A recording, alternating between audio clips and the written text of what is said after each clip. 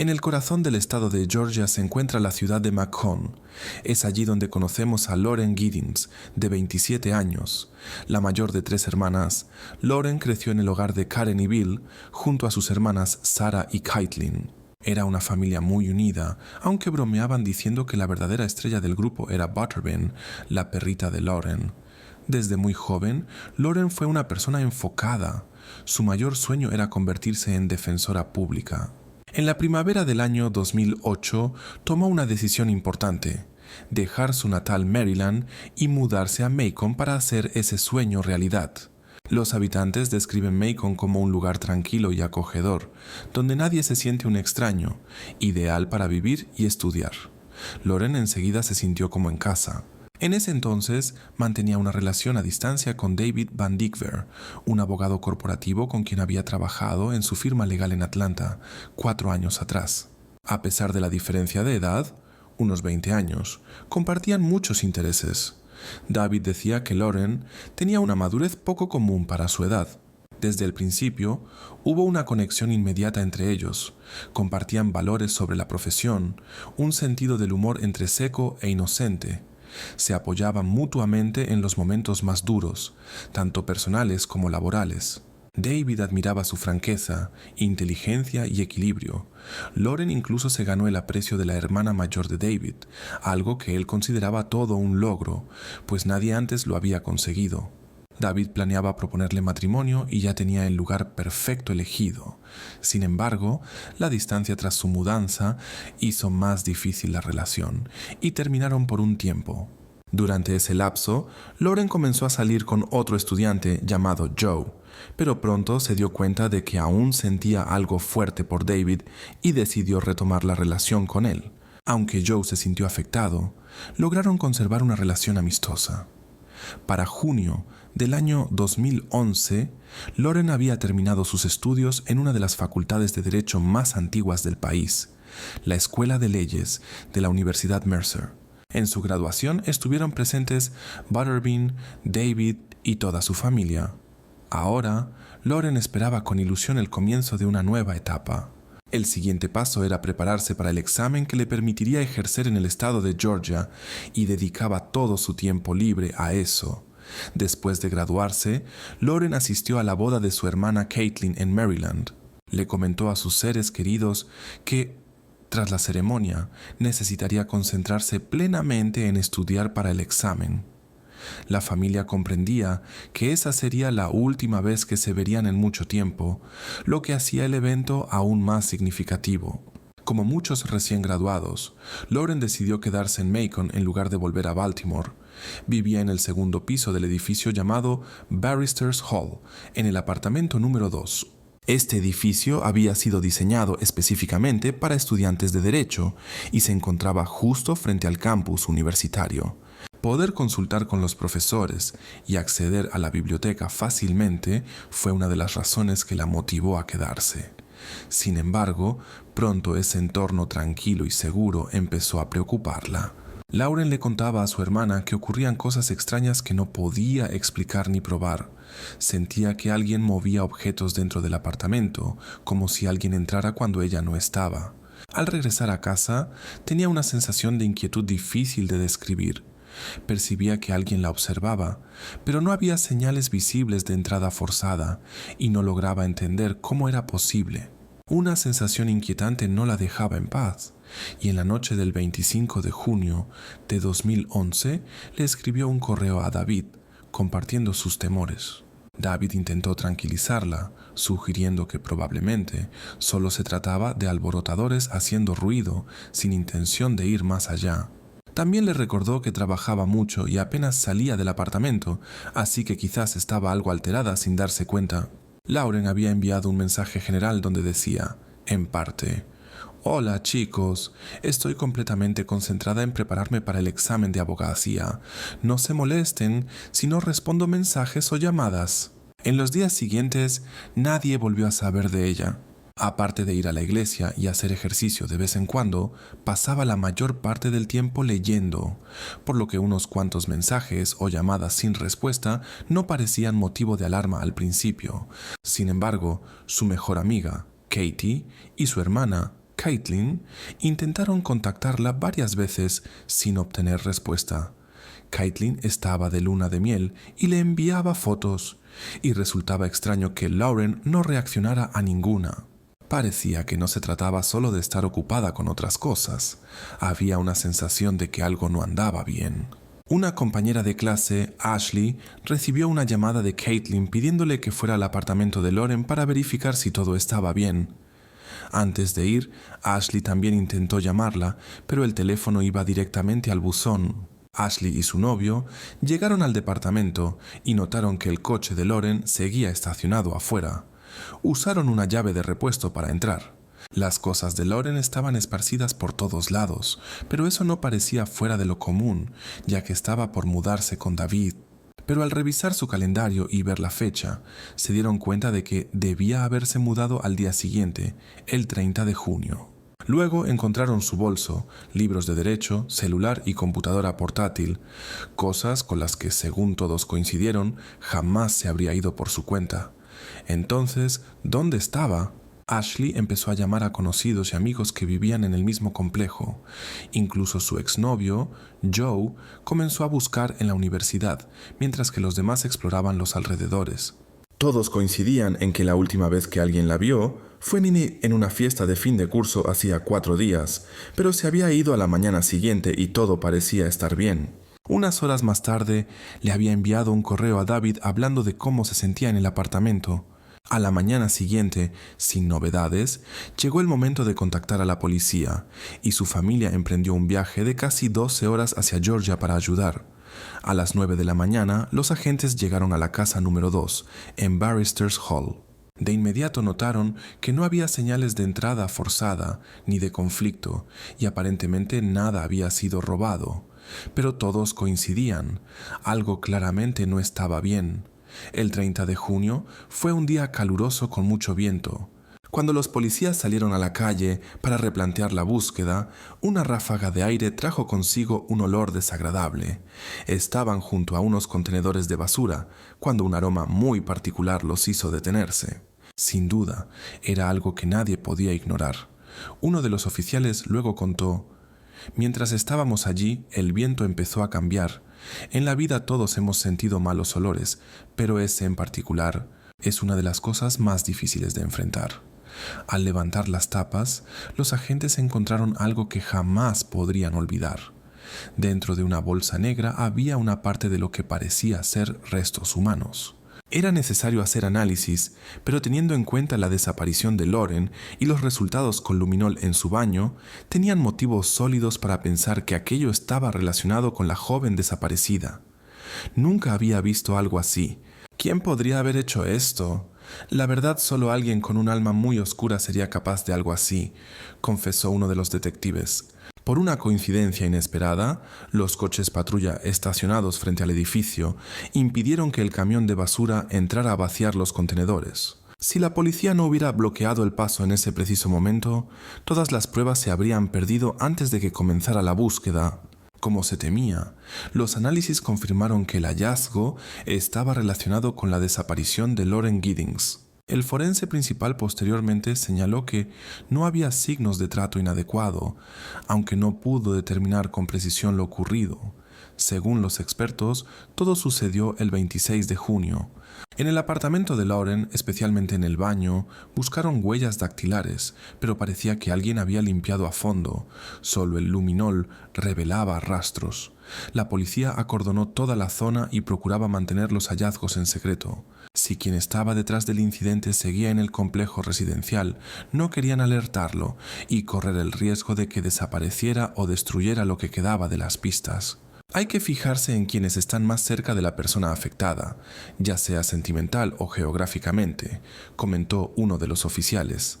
A quienes participaron en la búsqueda inicial, Ashley, Joe y otros, se les pidió acudir a dar declaraciones. También hablaron con la pareja de Lauren, David, quien no solo estaba devastado por lo sucedido, sino que tenía una coartada sólida. Estaba en un torneo de golf en California. Quedó claro que no tenía nada que ver. El exnovio de Lauren, Joe, también fue descartado rápidamente como sospechoso. Las autoridades querían registrar cada apartamento del complejo para ir eliminando nombres de la lista. Todos accedieron sin problema. Todos, excepto una persona, Stephen McDaniel, de 25 años. Es mi parte de abogado hablando. Simplemente suelo proteger mi espacio personal, explicó. Stephen era estudiante de Derecho, también se preparaba para el examen de abogacía y vivía junto a Lauren desde el primer año de universidad, en el apartamento número 4. Él mismo había participado en la búsqueda inicial, caminó con los amigos de Lauren y fue uno de los que acudieron a declarar horas antes. Aquí tengo al vecino de ella, vive en el apartamento número 4. ¿Me dice su apellido? McDaniel, Stephen McDaniel. ¿Cuándo fue la última vez que vio a Lauren? Aproximadamente hace 1 o 2 semanas. Volvía de estudiar para el examen de abogacía y la vi salir a correr. ¿Tiene algo que agregar hoy? ¿Algo que pueda ayudar a encontrarla? No se me ocurre nada en particular. Buscamos alguna nota o indicio, pero no encontramos nada que dijera a dónde pudo haber ido. La policía siguió revisando el resto del complejo sin perderlo de vista. Su actitud era desconcertante. Por un lado, se negaba a colaborar, pero por otro, no se despegaba del lugar, siempre al tanto de lo que hacían los agentes. Stephen se quedó allí todo el día, observando cada movimiento y siguiendo a la policía cada vez que entraban a los hogares de los vecinos. Su comportamiento generó aún más sospechas cuando los periodistas comenzaron a entrevistar a los residentes locales. Fue uno de los primeros en hablar con la prensa y compartía con gusto sus teorías sobre lo que podría haberle pasado a Lauren. Sí, Lauren era mi vecina. Solo estamos tratando de averiguar dónde está ahora. Nadie la ha visto desde el sábado. La última vez que se supo de ella fue cuando envió un correo electrónico y desde entonces no hemos tenido noticias. ¿La vio con alguien últimamente? No, nadie la ha visto desde el sábado. No noté nada extraño. Claro, siempre se escuchan ruidos afuera, pero suelen ser personas que pasan caminando. Ella era muy agradable, sociable, una persona que traía alegría. ¿Sabe si alguien quería hacerle daño? ¿Algún enemigo? No, no sabemos dónde está. Lo único que podemos imaginar es que tal vez salió a correr y alguien la interceptó. Entramos a su departamento. Uno de sus amigos tenía una llave. Intentamos ver si había algo raro, pero la puerta estaba cerrada por dentro, incluso tenía un tope. No había señales de que alguien hubiera forzado la entrada. La puerta estaba cerrada cuando todos llegaron. ¿Y qué hay del estacionamiento? Sé que hubo actividad allí. Parece que encontraron algo. ¿Encontraron? ¿Usted vio o escuchó algo por ahí? No sabemos si era esa persona, ¿me entiende? Algo fue retirado de ahí anteriormente. No sabemos si tiene relación con ella. Por eso estamos preguntando a las personas si conocen a quienes vivían allí. Está bien, señor. Creo que necesito sentarme. Está bien. En ese momento, solo unos pocos sabían lo que se había hallado en el contenedor de basura, y después de terminar la entrevista, Stephen se quedó sentado mucho tiempo, con la mirada perdida. Todavía no han confirmado, al menos a nosotros, que eso sea realmente lo que encontraron. ¿Todavía tiene esperanzas? Sí, tengo esperanza. ¿No había escuchado nada sobre el hallazgo antes de hablar con nosotros? No. Hasta donde sabemos, todavía estaban tratando de encontrarla. Joe revisó su computadora anoche para ver si había dejado algún mensaje. Ella había enviado un correo electrónico a varias personas. Había un mensaje que envió después de las 10 de la noche, parece que a una amiga en Atlanta. En él decía que tenía miedo de quedarse en su apartamento porque el jueves por la noche alguien, según ella, intentó entrar. ¿Qué escuchó sobre eso? ¿Se enteró por Joe? Él me lo mostró en la pantalla y lo leímos. ¿No escuchó nada el jueves en la noche? No. ¿Ella no le comentó nada? No. Tenía miedo en ese departamento. Había que sacarla de ahí. Unas horas después, finalmente permitió que la policía entrara a su apartamento. Adentro encontraron reservas de comida, bebidas energéticas y varios objetos que despertaron sospechas. Al revisar los cajones, los agentes encontraron varias cosas, entre ellas algunos preservativos. Cuando la policía los sacó, Stephen murmuró algo sobre que era virgen y que se guardaba para el matrimonio. Comenzó a contarles sobre su perfil en la página de citas eHarmony, pero admitió que no había tenido mucho éxito buscando pareja. Su comportamiento fue bastante inusual, y cuando le preguntaron por qué tenía los preservativos, murmuró que supuestamente había entrado a la fuerza a 2 apartamentos vecinos y por alguna razón los había tomado de allí. Tras su propia confesión de que había invadido viviendas justo a pocos pasos del lugar donde vivía Lauren, la policía lo arrestó por robo con allanamiento de morada y lo llevó para un interrogatorio más detallado. La policía de Macon informa que una unidad canina del condado de Dooley se ofreció voluntariamente para ayudar en la búsqueda de la joven egresada de Mercer, Lauren Giddings. Las autoridades están revisando varias pistas relacionadas con el caso, pero por ahora no hay sospechosos oficiales. El vecino de Lauren, Stephen McDaniel, de 25 años, continúa detenido por cargos no relacionados, vinculados a un robo con allanamientos. La policía sigue recolectando declaraciones de estudiantes y vecinos como parte de lo que describen como un proceso meticuloso y detallado. Aunque anteriormente él mostraba interés por hablar con la prensa y estar al tanto de todo, ahora guarda completo silencio. Muy bien, necesito hacerte unas preguntas. Ya has estado aquí antes, ¿verdad? Hablamos contigo. ¿No llevas contigo ningún objeto que pueda representar un peligro? ¿No? ¿Pasa algo? Sabes que soy el detective Patterson, ¿cierto? Sí. ¿Lo recuerdas? Pon las manos aquí. ¿Recuerdas nuestra conversación? Necesito preguntarte por esta chica. ¿La conoces? Sí. ¿Quién es? Lauren Giddings. ¿Vive al lado tuyo? Sí. Bien. Mírame cuando hables conmigo. ¿Eran amigos? Sí. Te estoy pidiendo ayuda. Necesito que me ayudes. ¿Puedes hacerlo? No lo sé. ¿No sabes si puedes ayudarme? Sí. Necesito tu ayuda. Ayúdame. Dime qué hacer. Sus respuestas tenían inconsistencias y mostraba una gran renuencia a colaborar. La mayoría de sus contestaciones eran sí, no o no lo sé. ¿Qué crees que le pasó? No lo sé. ¿Te importa que nadie haya aparecido por aquí? No lo sé. ¿Y a usted? A mí sí. ¿Sabías que en el contenedor de basura al lado de tu departamento encontraron algo? Sí. Es una joven, justo al lado de tu apartamento. No podemos confirmarlo al 100%, pero estamos casi seguros de que es Lauren. Dime, ¿quién podría hacerle eso a una persona y dejarla en un contenedor? No lo sé. ¿Entiendes por qué llevamos todo el día buscando a Lauren, verdad? Preguntó el detective. Sí, porque su familia quiere saber dónde está. Exacto. Y yo no sé qué decirle a sus seres queridos. Por eso te pregunto, ¿qué quieres que les diga? No lo sé. Todo depende de ti, amigo. ¿Qué debo decirle a su familia? No lo sé, pero necesito saberlo.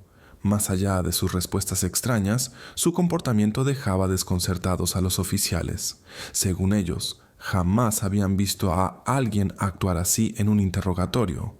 Permaneció casi inmóvil durante toda la conversación, apenas girando la cabeza, lo que obligaba a los agentes a pedirle constantemente que los mirara a los ojos.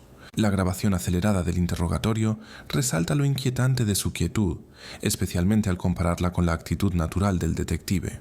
Incluso cuando los investigadores salían de la sala, él no se movía ni un centímetro, manteniéndose con la mirada fija al frente. Su repetición constante de frases como no o no lo sé comenzó a impacientar al detective Patterson. Ya no tenía dudas. El hombre frente a él tenía algo que ver con la desaparición de Lauren. Saliste frente a las malditas cámaras de noticias y su madre te vio por televisión. Estuviste ahí, hablando con los periodistas. Y ahora vienes aquí a decirme que no sabes nada. Eres un cobarde que no siente nada por nadie. ¿Por qué no quieres decirme la verdad? Estoy diciendo la verdad. Stephen, no lo parece, amigo. Mira, tengo la sensación de que estás cargando con algo ahora mismo. Stephen, ¿le hiciste algo a Lauren? No. ¿Qué hiciste, amigo? No hice nada. ¿Qué hiciste con Lauren? No hice nada. Pero ya era pasada la medianoche y no habían logrado obtener respuestas. Miras esta foto, a esta chica, y dices que no sabes. Yo sé que sabes. No lo sé. Sí, lo sabes. ¿Qué vas a decir mañana cuando digamos que encontramos un cabello tuyo en el lugar? Creo que eres un buen tipo. Te maltrataban. Las chicas no te respetaban como merecías. Cometiste un error y creo que te sientes mal por eso estás tan nervioso. Queremos que cuentes lo que pasó, para que la gente entienda. No eres un monstruo, solo se salió de control. Es una enfermedad. ¿Por qué hiciste eso, Stephen? Yo no lo hice. Stephen, ¿por qué sigues diciendo eso? Heriste a esa chica. No, no la herí. Sí, la heriste, Stephen. Devuelve eso. No mereces mirarla. Solo quédate aquí, ¿de acuerdo? De acuerdo. Aprecio que hayas cooperado hoy, ¿sí? Sí. Stephen también mostró que tenía 2 rasguños justo arriba del muslo. Mientras se llevaba a cabo el interrogatorio, su apartamento era minuciosamente registrado. Los investigadores descubrieron que, de alguna manera, tenía una llave maestra que abría todas las habitaciones del complejo. En su departamento encontraron un envoltorio de sierra de mano y varias memorias USB. Más tarde se comprobó que contenían material inapropiado con imágenes de menores. También hallaron ropa interior que, tras el análisis, resultó pertenecer a Lauren Giddings. El historial de búsquedas mostró visitas frecuentes a los perfiles de Lauren en redes sociales que coincidían con momentos en los que accedía a videos perturbadores para adultos. También se supo que escribía en blogs sobre sus pensamientos inquietantes, compartiéndolos en foros. Todo esto generaba gran preocupación, y considerando la cantidad de búsquedas con el nombre de Lauren, era evidente su obsesión con ella. Una de sus últimas búsquedas era sobre el horario de recolección de basura en Macon. Ya se acabó. El juego terminó. Escucha, sabemos lo que le pasó. Solo queremos saber si vas a contárnoslo. Yo no hice nada. Eso lo dices tú, pero sabemos la verdad, así que no tienes escapatoria. Puedes quedarte con esa cara tonta, pero todo terminó. No sé qué quieren que diga. Quiero que guardes silencio. Ya no tienes salida. Creíste que eras más listo que todos. Pero siempre queda algo en la escena. Estás en problemas. Al principio, de verdad no creía que tuvieras que ver con esto. Decían, no pudo ser él. Trabajaba con nosotros en la fiscalía del distrito. Es buen tipo. Nos ayudaba. Era amable. No pudo haber sido él. No haría algo así. Lo triste es que probablemente podrías haber hecho algo con tu vida, pero elegiste otro camino, porque, para empezar, no tienes pareja y probablemente nunca la tendrás. En una sala de mantenimiento del complejo encontraron una sierra de mano cuya caja estaba en su apartamento. Tenía rastros que indicaban la presencia de una persona en muy mal estado. Las cámaras de seguridad confirmaron que él había comprado esa sierra. También se halló una sábana con señales, y el análisis conectó ambos objetos con Lauren. El trabajador de mantenimiento ya había sido descartado como sospechoso, y la única persona que, de algún modo, tenía la llave de esa sala era Stephen. Él estuvo implicado en la desaparición de Lauren, pero ¿quién es Stephen McDaniel y por qué hizo lo que hizo? Los compañeros de clase de Steven decían que estar cerca de él resultaba incómodo, que era muy torpe y que era difícil entablar una conversación con él. Solía hacer preguntas extrañas sobre el fin de la vida. Estaba obsesionado con la idea de un apocalipsis zombie y con llevar a cabo un crimen perfecto. Preguntaba, en tono hipotético, cómo alguien podría quitarle la vida a otra persona y ocultarlo. En la escuela, a Steven lo eligieron como el más probable en hacerse famoso. Sus compañeros de derecho comentaban que claramente se creía la persona más inteligente del lugar, por encima de todos, y que tenía una actitud arrogante, siempre listo para discutir, incluso cuando estaba completamente equivocado. Le gustaba contradecir, incluso a Lauren, y muchos estudiantes decían que parecía disfrutar del simple hecho de llevar la contraria. No vino aquí a hacer amigos, eso estaba claro, dijo una persona. Tanto alumnos como profesores notaban que era un estudiante promedio. No destacaba en nada en particular, pero hablaba como si no fuera así. Ahora estaba por terminar sus estudios universitarios y no tenía claro qué rumbo tomar. Terminaba la carrera sin amistades ni planes, como si simplemente estuviera a la deriva. Desde que se mudó al edificio vecino en el año 2008, Lauren había intentado genuinamente acercarse a él y brindarle apoyo. Incluso lo presentó a su madre, Karen, cuando lo vieron caminar solo y apurado por el complejo. Karen volvió a cruzarse con él justo antes de la graduación y algo en él le generó una sensación extraña. Tras esa segunda conversación, no pudo evitar pensar en el hecho de que vivía justo al lado de Lauren. Me parecía raro que siempre tuviera las ventanas y las cortinas cerradas.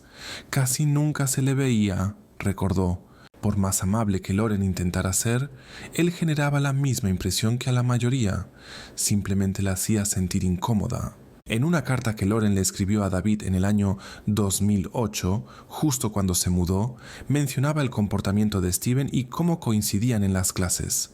Escribió: «Me lanzó una mirada muy fea. Claramente tiene algo contra mí». Sin embargo, Steven mostraba interés por Lauren e incluso la invitó a salir varias veces, pero además de que ella ya tenía pareja, ese tipo de persona simplemente no le llamaba la atención. Desde entonces, solo lo saludaba con cortesía, pero mantenía una clara distancia. Basándose en todas las pruebas reunidas, el 2 de agosto de 2011, Steven McDaniel fue acusado en relación al caso de Lauren Giddings. Más adelante también se le imputaron 7 cargos relacionados con contenido inapropiado de menores. Aunque sus abogados solicitaron una fianza de $100,000, el monto fue fijado en casi $1 millón. Un gran jurado lo acusó inicialmente por un cargo, y luego, tras revisar todos sus dispositivos, se agregaron otros 30 cargos por el mismo tipo de contenido. El caso contra Steven McDaniel, vinculado a su vecina Lauren Giddings, se volvía cada vez más grave. Hoy, un gran jurado anunció que existen suficientes pruebas para proceder con un juicio. Una acusación relacionada con el incidente y 30 cargos vinculados a material inapropiado relacionado con menores son los graves señalamientos dirigidos contra McDaniel, quien permanece en prisión desde el 1 de julio por cargos de robo con allanamiento no relacionados con este caso. Más de 20 miembros del jurado escucharon esta mañana a la Fiscalía del Distrito antes de concluir que hay evidencia suficiente para llevar el caso ante los tribunales. El acta de acusación indica que las pruebas presentadas hoy llevan al gran jurado a creer que Stephen McDaniel causó un daño irreparable a Lauren Giddings de una manera que, por el momento, no ha sido determinada, incluyendo la separación de una parte esencial de su cuerpo. Dado que el jurado considera que existen causas probables, el siguiente paso es la acusación formal. En ese momento, McDaniel presentará su postura, y según su abogado Floyd Buford, esta será una declaración de inocencia. Aunque las pruebas en su contra eran realmente serias, la fiscalía señaló que el caso sigue estando basado en gran medida en indicios. Excepto por la ropa interior, no había evidencia genética que lo vinculara directamente con Lauren. Nada suyo fue encontrado en el baño y su ADN no apareció en la herramienta utilizada. En cuanto a la prenda íntima, él podría argumentar que la tomó sin permiso, como ya había hecho con preservativos en el pasado. La investigación no logró establecer ni el momento exacto ni la causa del suceso, pero la policía se mostró convencida y lista para llevar el caso ante el tribunal. Pronto, se descubrieron nuevas pruebas que confirmaban todo y que generaron una gran inquietud. En una tarjeta de memoria recuperada de su apartamento, se halló un video que demostraba que Stephen había estado observando a Lauren durante un tiempo prolongado. Las sospechas de ella y su sensación de que alguien la vigilaba o ingresaba a su hogar estaban completamente justificadas. La misma noche del incidente, él grabó su casa desde la ventana. Había construido una vara de madera con una cámara adherida, con cinta adhesiva en la punta que usaba para espiar a través de las persianas. El fiscal David Cook dijo que, en cuanto vio el video, supo de inmediato: «Es él». Días después, cientos de personas llenaron la iglesia de Santa María en Mills para despedirse de Lauren. Lamentablemente, la familia tuvo que realizar una ceremonia incompleta, ya que no contaban con todo lo necesario para un rito tradicional. Posteriormente, la Fiscalía del Condado de Bibb anunció que buscaría la pena máxima para Stephen McDaniel. Él insistió en su inocencia, y la defensa planeaba argumentar que la policía estaba tratando de inculparlo, entrando varias veces en su apartamento para colocar pruebas. En un giro inesperado, se supo que uno de sus abogados, quien trabajó brevemente con él, había sido profesor de Lauren en un curso de transición entre la escuela de Derecho y la práctica jurídica. Dijo que admiraba a Lauren y que fue un placer enseñarle, pero recordó algo importante. Ella se oponía firmemente a la pena máxima. Al saber que la fiscalía insistía en esa medida, intentó conseguir que se descartara. Mientras todos se preparaban para un juicio complicado, la fiscalía accedió a retirar los cargos relacionados con explotación infantil y propuso un acuerdo. Esto significaba que Steven, tras consultar con sus abogados, cambió de decisión. En abril de 2014, apenas una semana antes del inicio del juicio, Steven McDaniel finalmente admitió su implicación en lo ocurrido con Lauren. Durante casi 3 años, 2 preguntas enormes rondaban el caso. ¿Qué ocurrió aquella noche y por qué las autoridades no lograron encontrar todas las pruebas necesarias? Hoy, Steven McDaniel ofreció detalles en el marco de un acuerdo con la fiscalía. McDaniel accedió a redactar una declaración, un documento que describe con precisión sus actos. Steven McDaniel es una persona con la mente perturbada que cobardemente permitió que la oscuridad y la maldad lo dominaran. Nunca se le debe permitir volver a caminar libremente por las calles de este mundo, dijo Karen Giddings, madre de Lauren, estudiante de Mercer afectada casi 3 años antes. Steven McDaniel aceptó su responsabilidad por lo ocurrido con Lauren Giddings. Su confesión cierra este capítulo y garantiza una justicia que ya no puede revertirse.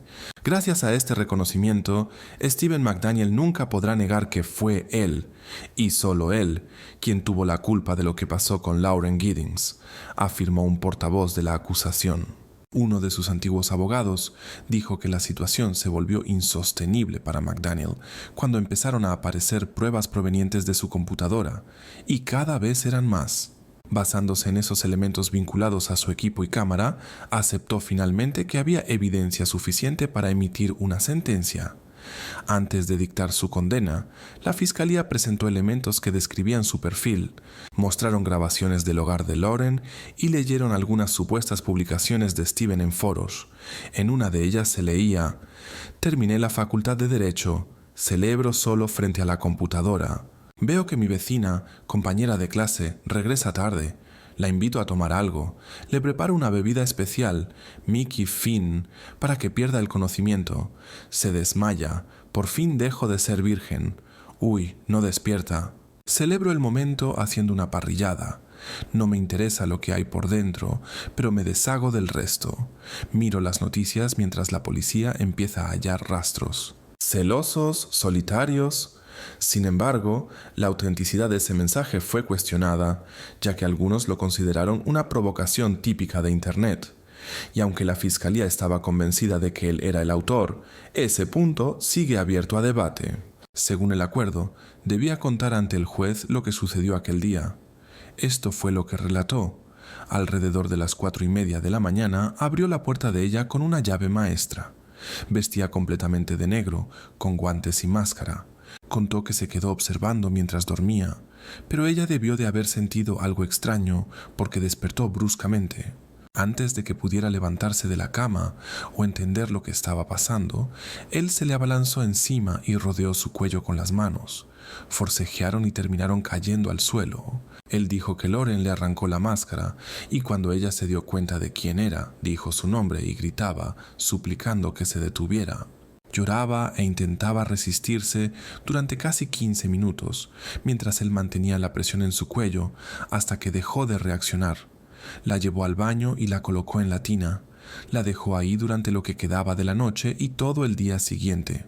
En la noche del 27 de junio, regresó con herramientas, incluyendo una sierra manual, y hizo algo inaceptable que él mismo describió con detalle. Colocó diferentes partes en bolsas separadas, las cuales, según dijo, arrojó en distintos contenedores de basura en toda la zona de la universidad. Pero la parte del medio la dejó en un recipiente junto a un edificio de departamentos, pensando que pronto sería recogido. Cortó su máscara, los guantes y la camisa y los tiró por el inodoro. El examen médico no reveló señales de violencia íntima y Steven aseguró que no hizo nada de ese tipo con Lauren. Ella tenía puestos unos shorts deportivos rosados cuando ocurrió lo que no se puede mencionar y jamás se los quité. Se quedaron en ella tal como los dejé, le dijo al tribunal. Aunque ya han pasado casi 3 años, la gente aún no puede creer lo sucedido. Lauren fue amable y cordial con él desde la primera vez que se conocieron, y eso incluso lo reconoció el propio Steven. Afirmó que desde aquella noche vivió en un estado de delirio, convenciéndose de que Lauren seguía con vida. Me cuesta explicar por qué le hice daño a Lauren y traté de ocultarlo de esa manera. Sé que estuvo muy mal. No estoy privado de razón, ni de sentido moral o decencia. Algo en mi personalidad, en mi mente, en mi sistema nervioso, tal vez, debería explicar esto, dijo. Les dijo a los familiares que lamentaba profundamente lo ocurrido y que pensaba en Lauren todos los días, pero que no esperaba ser perdonado. La historia de Stephen McDaniel está llena de contradicciones y giros dramáticos. Jamás podré merecer el perdón. Si pudiera regresar el tiempo, lo haría, confesó. La única razón por la que la fiscalía no solicitó la pena máxima fue que la propia Lauren estaba completamente en contra de ello. Su familia respetó esa decisión, aunque expresó su esperanza de que él pasara el resto de su vida en las condiciones más duras que permite el sistema penitenciario. Stephen McDaniel fue sentenciado a cadena perpetua, sin posibilidad de libertad condicional, hasta el año 2041. Después de la sentencia, envió una extensa carta desde la prisión, en la que afirmaba haber sido víctima de presión por parte de la policía y que su caso fue tratado con parcialidad desde el principio. Seguimos recibiendo información sobre el estado psicológico de Stephen McDaniel. En un documento manuscrito de 2 páginas, escrito con letra pequeña y cuidada, detalla su experiencia durante el interrogatorio policial. Se queja de que los agentes le gritaron y lo sometieron a presión psicológica durante horas, sin permitirle siquiera ir al baño sin permiso. McDaniel relata que estaba tan alterado que sufrió una crisis y necesitaba atención médica, pero le dijeron que un paramédico solo podría verlo si permitía que la policía registrara su apartamento. Asegura que, incluso después de que accedieran a su vivienda, no recibió la atención médica que necesitaba. Él exigió un nuevo juicio que, según él, sería justo. 4 años después, presentó una apelación en la que se representó a sí mismo y citó a más de 10 personas para ser entrevistadas, incluyendo a su antiguo abogado, con quien tenía desacuerdos. La situación realmente se intensificó en la tarde, cuando McDaniel comenzó a interrogar a su ex abogado, Floyd Buford. McDaniel decidió renunciar al privilegio de confidencialidad con su defensa, lo que permitió a Buford hablar libremente sobre sus conversaciones. Hasta las últimas semanas de tu caso, yo estaba firmemente de tu lado. La confesión detallada que diste, que nos impactó, junto con las búsquedas que hiciste en Internet, el hecho de que consultaras sobre actos inapropiados con personas que no pueden dar consentimiento, todo eso combinado generó un serio problema probatorio en tu proceso. Además, se encontraron materiales extremadamente inaceptables en tu posesión, declaró Buford. En su petición, McDaniel afirma que Floyd Buford, Frank Hogue y el resto de su defensa no representaron sus intereses de forma eficaz. Esto fue lo que Buford dijo hoy al respecto. Partiendo de una posible pena máxima, terminar con una cadena perpetua con opción a salir no es un mal resultado.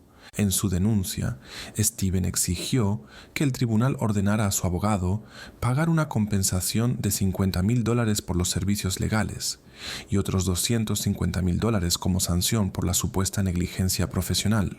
También presentó una moción contra el juez del condado de Bibb, Howard Sims, argumentando que había actuado con parcialidad.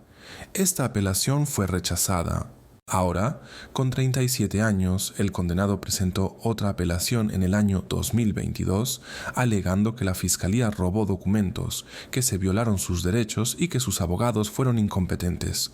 Solicitó que se anulara su condena y que se le pusiera en libertad. El padre de Stephen, Mark, lo apoyó. Tenemos la esperanza de que la verdad salga a la luz, eso es lo que esperamos.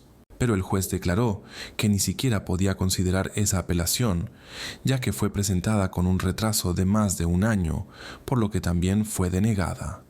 El juez desestimó la solicitud indicando que se presentó fuera del plazo permitido.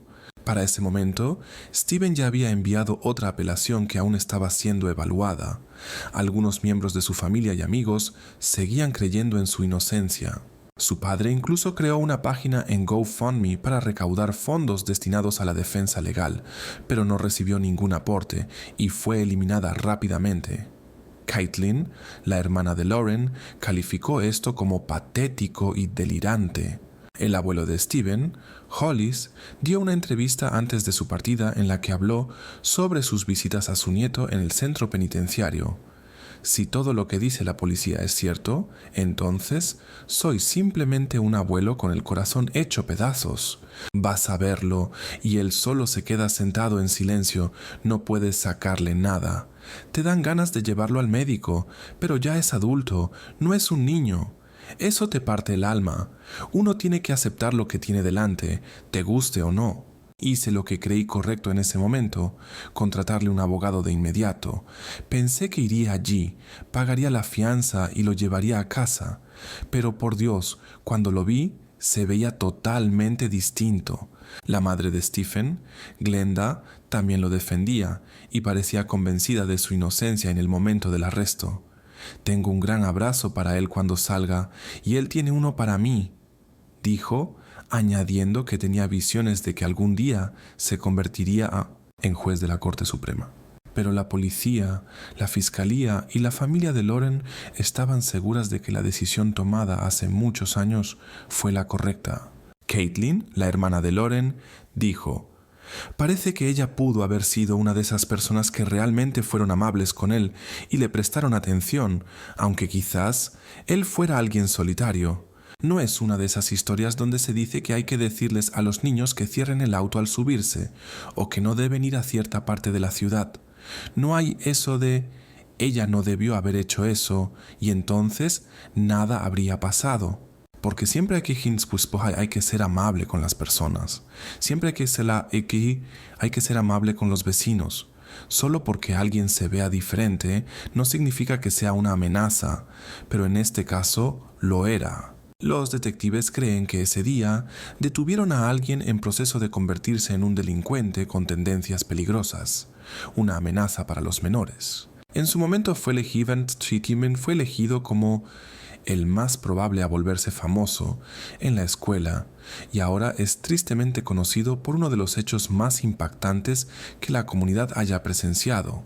La policía elogió la rapidez de acción de la familia y los amigos de Lauren y reconoció que si el servicio de recolección de basura hubiera vaciado el contenedor donde estaban las pistas, el caso podría haber quedado sin resolverse y tal vez nunca habrían encontrado a Stephen. Los investigadores también creen que Stephen nunca fue completamente sincero sobre lo ocurrido y que hay más de lo que se sabe. «Estoy seguro de que hay cosas que él nunca le dirá a nadie», dijo el detective David Patterson. Sarah, la hermana de Lauren, añadió: «Obviamente, sabemos que ocurrió algo irreversible con Lauren, pero no creemos mucho en lo que dice Stephen McDaniel. No creo que sea una persona muy honesta. Pienso que puede inventar 1.000.000 de historias. Tiene una imaginación muy activa». Ellos continúan buscando rastros de Lauren, con la sospecha de que puedan encontrarse en un terreno de 25 hectáreas perteneciente a un miembro de la familia de Stephen.